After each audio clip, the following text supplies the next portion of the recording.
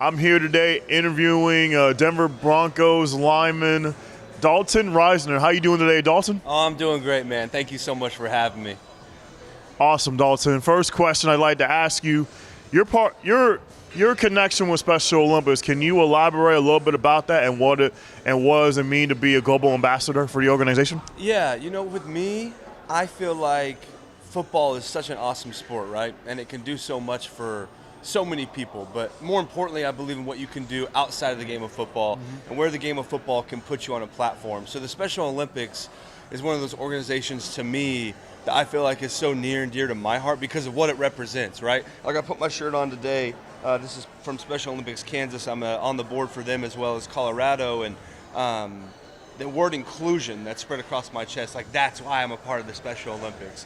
Ever since I was young, I believe strongly in the fact that everyone should be included no matter what they look like, what they talk like, their skin color, their accent, what they believe in. It does not matter. We all should include each other and love each other. And that's something my household preached, right? Like, love everyone else as you want to be loved.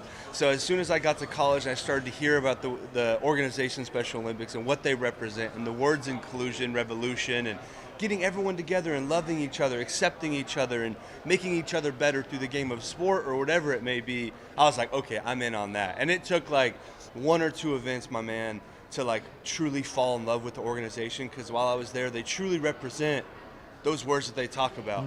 And that's why I didn't want to just be a part of Special Olympics. I wanted to be an ambassador for Special Olympics. And I want to be able to have the opportunity to meet people like you, like truth be told, like you being able to be at the Super Bowl and do these interviews, and you're breaking through the ice, you're breaking history, man. Like that's amazing, and people need to know about that. And some people might see me on TV because I play in the NFL and I'm an offensive lineman for the Broncos, but at the same time, like, you deserve to be on TV too, bro, because what you're doing is historical, and that's why I love being a part of the organization. If you had, okay, so when you say, inclusion. Yes. Talk about what inclusion means to you. Yes. And what sort of impact would you say does that have as being a global ambassador for Special Olympics? What does that mean? Yeah, so the word inclusion means a lot to me. So growing up, I was always a bigger kid, always, and I love my food. I love certain types of food, and I didn't always feel included.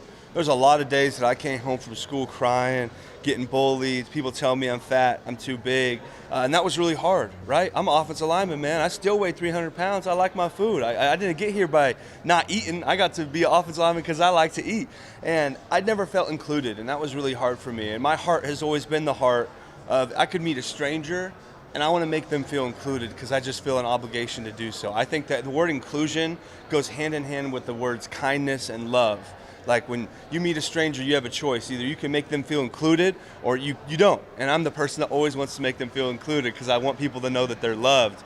So for me, since I feel like I went without being included before, that's why the word inclusion means so much to me, because I know what it's like to feel not included. I know what it's like to feel like the odd man out. I know what it feels like to feel like I don't belong in a certain situation.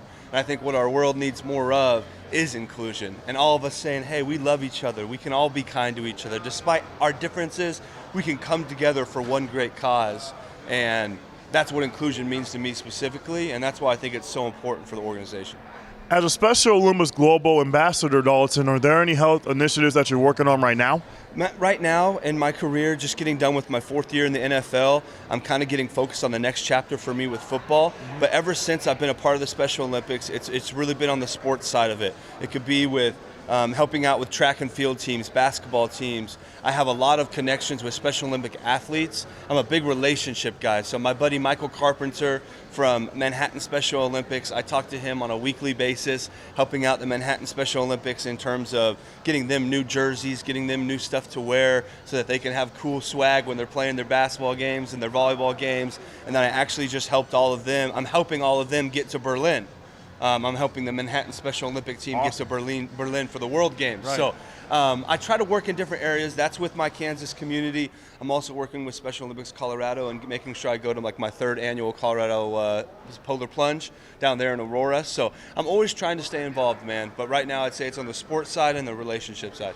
Talk a little bit about the polar plunge that you're going to be doing in Colorado. Share a little bit about that. Yeah, I love being a part of Polar Plunges. One, because it's a huge fundraiser for the Special Olympics programs. It's not only us going out and jumping in a frozen lake and having a good time and smiling with each other, right? It represents bringing people together and raising awareness. I couldn't tell you how many people are there and they're like, why are y'all running into this frozen lake? Because it's Colorado, man. This is no joke. Like, they got to break some ice away so we can get in.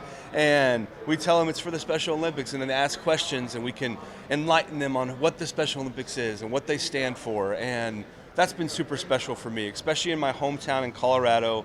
I believe that that's where I've been called to really serve this last 4 years. And being a part of the Special Olympics Colorado and meeting so many different people and becoming a board member for them, I take it so seriously to make sure I'm spreading the word, being a great representation, and I'm out there with the mic, and I get to meet new Special Olympic athletes every year that I'm so grateful for, and it just keeps going on and on. So a really awesome event.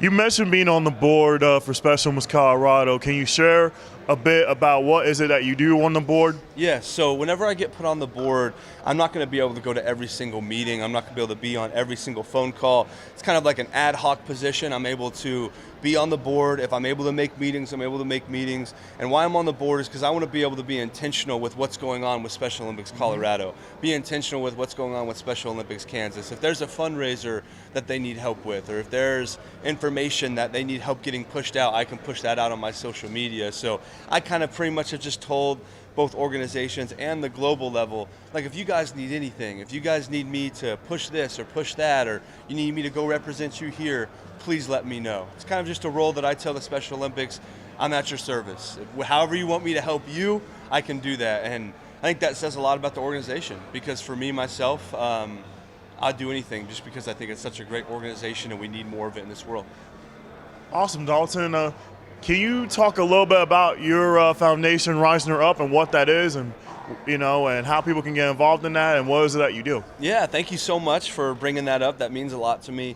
It's going to kind of be repetitive as to what I've said, but I created the Risner Up Foundation in college, and I've always been someone that loves the game of football, but I've always been more interested in, like, who am I outside of the game, right? Like, if football gets taken away from me, who am I as a man? What am I doing with my life? And I was doing all this community service. I was helping people here, helping people there, public speaking, you know what I mean? Just a lot of it. And people started to ask, like, what are you doing? And I started to think, and I'm like, well, I don't want to just empower myself. I want to empower people around me. So I created the Risner Up Foundation to empower other people to do the same thing as well.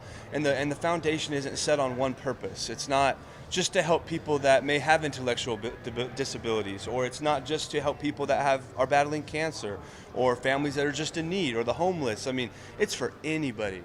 And I just feel like this world needs more help. It needs more kindness. It needs more love. So I created that foundation. It's a nonprofit 501(c) public foundation. So nice. If I see someone at the store that needs groceries, like, I can help them. Like, it's a really awesome opportunity for me to help people in this world. For me, coming from where my family came from, we got Christmas presents dropped off on our doorstep when I was younger. Like, we didn't have any money. We had to, not me, my mom and dad had to work extremely hard to provide for us. And we definitely could have used help, but we didn't have those connections. So I'm trying to do my part and give back to families like mine. I'm gonna ask you one more question. I'm gonna get you out here on this. What's your training regimen like during the as an offensive lineman, and just elaborate on that a little bit. Off season or season would you want? Off season. Off season. Okay. So I think everyone's different, but for me, off season's really big in maintaining my weight. I mentioned earlier I like to eat food, right? Yeah. I can't just go crazy because I'll find myself way too heavy, and they weigh you in and you get fined if you're overweight, a certain amount per pound, this whole deal. So for me, I like to wake up every day during the off season, during the week, probably about 6:30, sometimes 5:30, but I can't say 5:30 because my wife will call me out and say that doesn't happen every day. But like 6:30, I start with my Peloton ride. I'm getting really competitive on the Peloton, man.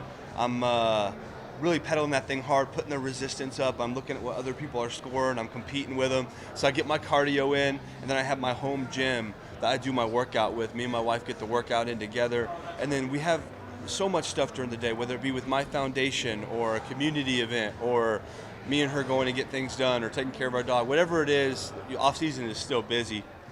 We do all that throughout the day, and then I'll get another workout in at night. And the food is the big thing I have to watch. I'll go 4 or 5 days where I eat really, really clean. I'm eating chicken, I'm eating veggies, I'm eating egg whites in the morning and things like that. But when I get here to the Super Bowl, I worked out really good for 4 days, so I'm eating whatever I want this week, man. I'm excited. So what's your favorite food that you have had so far?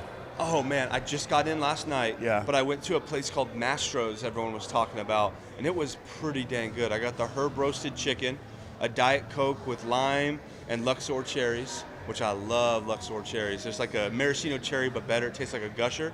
And then I got white cheddar mac and cheese, French fries, a Caesar salad, and French onion soup. I went crazy. It was so good, bro. I need a diet today. It was good. Awesome, Dalton. Thanks so much for your time today. Yeah, thank you so much, man. God bless you, brother. It was God bless a you fun too. time. Thanks.